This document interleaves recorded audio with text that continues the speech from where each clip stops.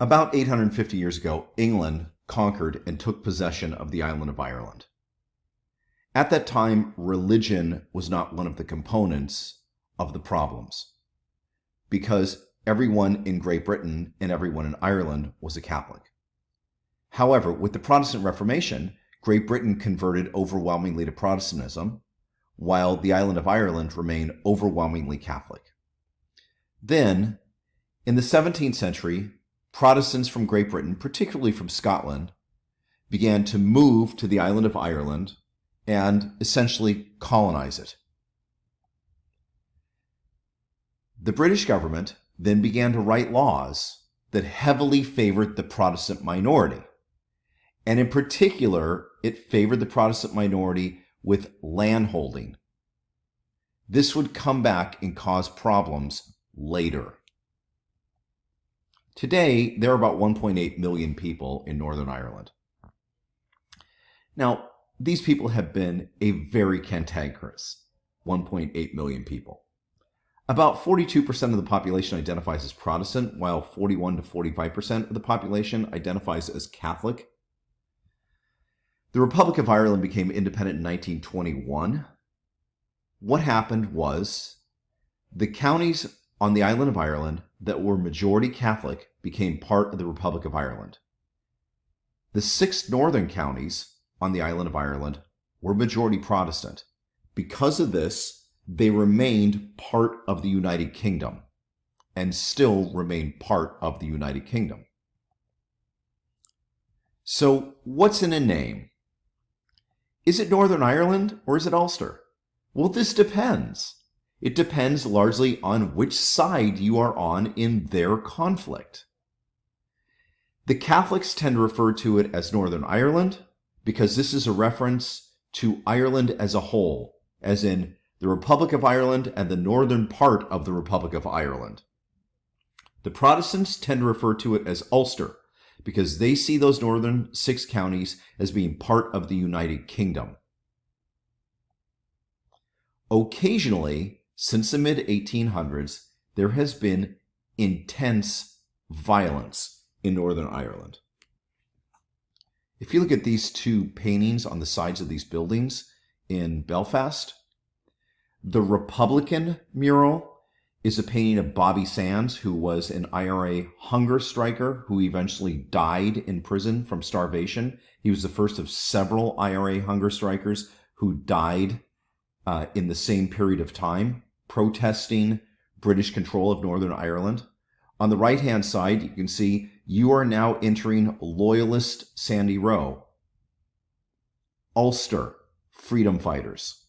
This is obviously a reference to the Protestants and the connection to the United Kingdom. In fact, you can even see a British flag at the top and then the red, white, and blue pylons down along the bottom.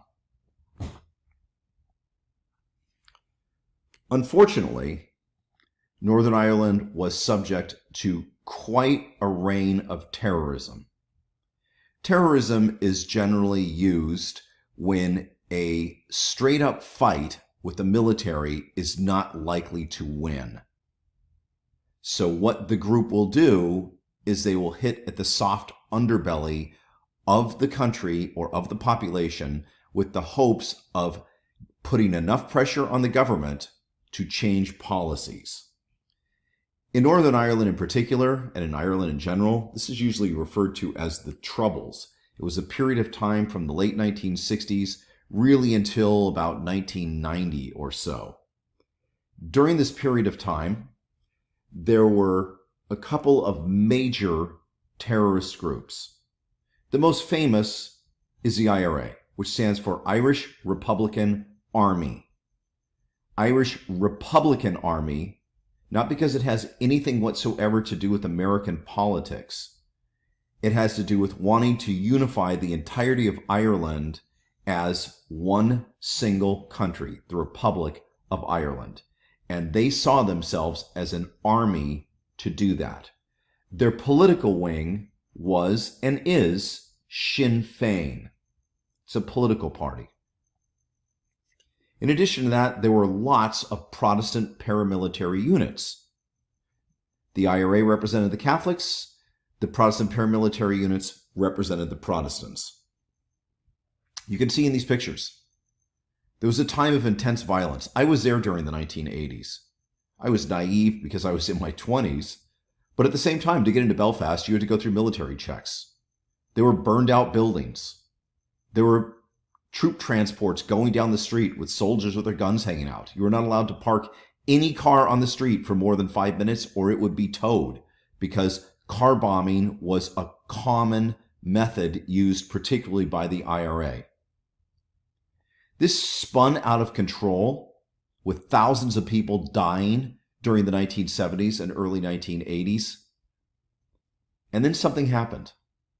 Behind the scenes, Sinn Féin and the British government began to talk to each other. And they decided to settle their issues.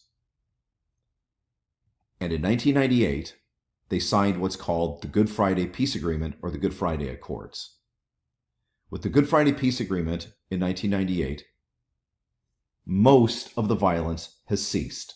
Both the IRA and the Protestant paramilitary units agreed to hand in their weapons and work for political settlements to this long-standing issue. The good thing about this, obviously stopping the violence, but beyond that, an entire generation of young people has now been raised in Northern Ireland without the hatred that their fathers and grandfathers had to have. If you can move this out a generation or so, the people who are alive begin to think, well, that was my grandfather's fight. This is not my fight.